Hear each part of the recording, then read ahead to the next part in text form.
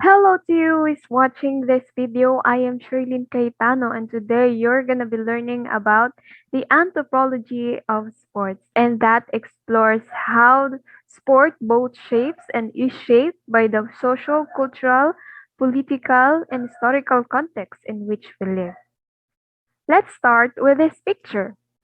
Bull leaping is one of the oldest recorded form of sports in the Greek island of Crete.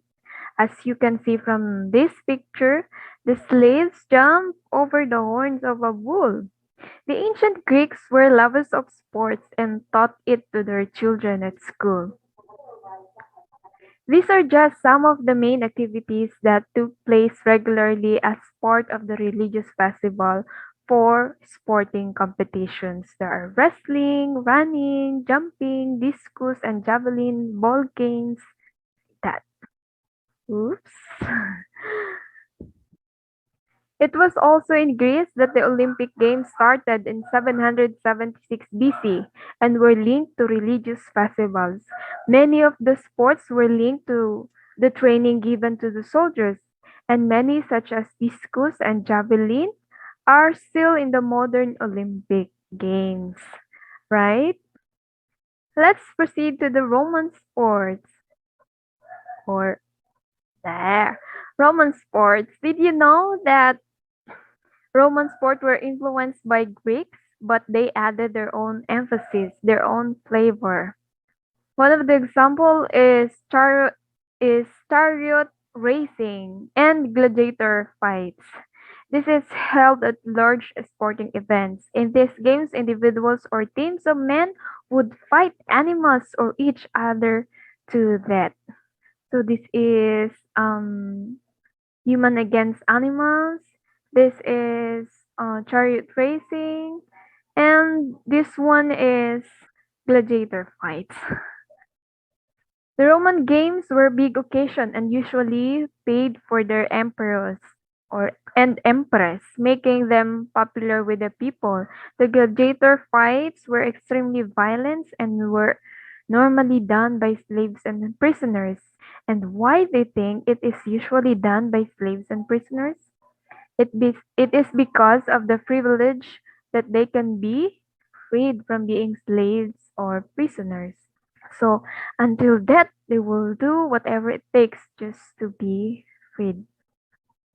Roman sporting activities also includes animal hunting, wrestling, and boxing, and pentathlon, which consisted of running, jumping, discus, spear throwing, and wrestling, and also pankashum, which was a combination of wrestling, boxing, and martial arts.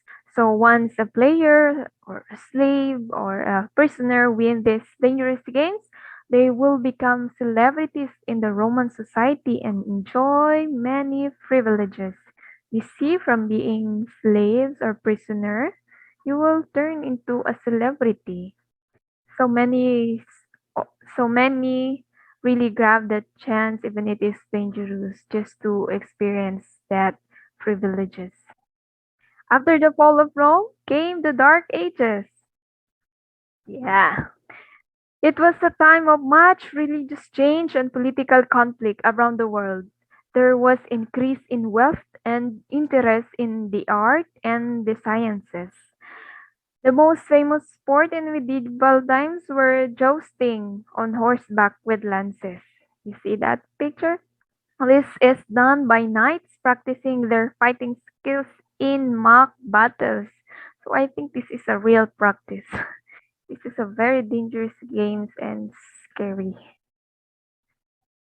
Playing mob football was the only chance for the entire village to get together. The games had a very few rules and were more of a free for all, but were not played very often because they could be extremely violent and people even died. Who would want to play a game without safety rules? Without a safety rules, would you? I would not want to play a game like that. At the start of 19th century, sports became organized and the development of modern sport started.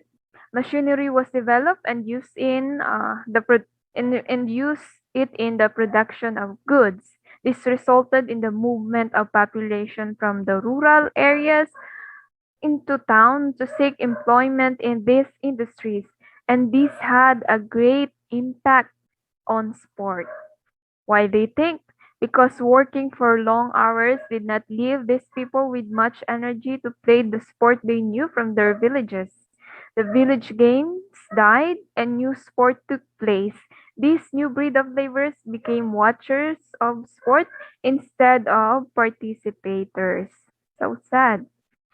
Several factors have influenced sports since the start of 20th century. More people are not only playing but also watching. Sports have become more organized. New rules have been developed, and some sport revised to form new ones. The value of games on the development of character was recognized as a learned sportsmanship and leadership, and a willingness to abide by rules emerged. One of the most significant developments is the growth of televised sport. Sports will continue to change and develop in the future as technology progresses. The standard of sports has continued to be influenced by social change, commercialization, media, sponsorship, governments, and education. So that would be all for today. Again, this is Shirley Cayetano. See you again.